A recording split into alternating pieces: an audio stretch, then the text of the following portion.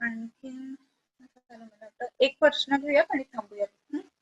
त्याच्यामध्ये काल विचारायचं होतं, 7 वर्षाची मुलगी वातजे कास लक्षण इथे बसती देऊ शकते का, की गुदगीची? अच्छा, 7 वर्षाची जर मुलगी असेल, वातजे कासासारखी जर का असतील ना सगळी लक्षणं, तर बसती फारच त्रास होत असेल तर द्यायला हरकत नाहीये, जरी 7 वर्षाची असली तरी सुद्धा. मग तिथे देताना अगदी 100 ते 120 ml एवढाच मात्रा वापरावा.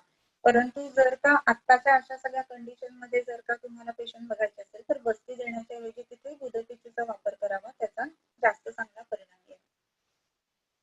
ओके, अजून कोणाला काय?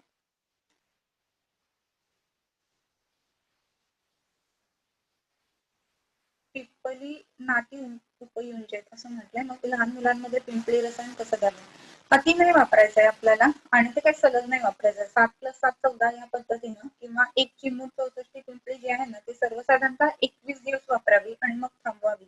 तर त्या दृष्टीने न अति युंजेट हे बरोबर आहे. तर त्या दृष्टीने पिंपळी का नाही वापरायची, कारण ती शेवटी अभिषंधी आहे आणि तीक्ष्णत्व तिच्यामध्ये आहेच आणि म्हणून नाही वापरायचं.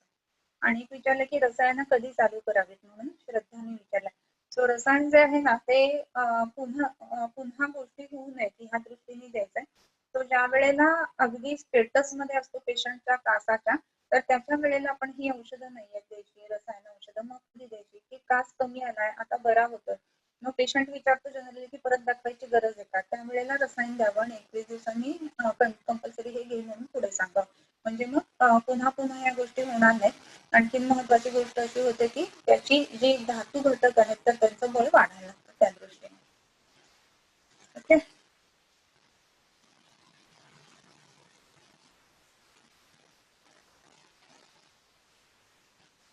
थांबूया.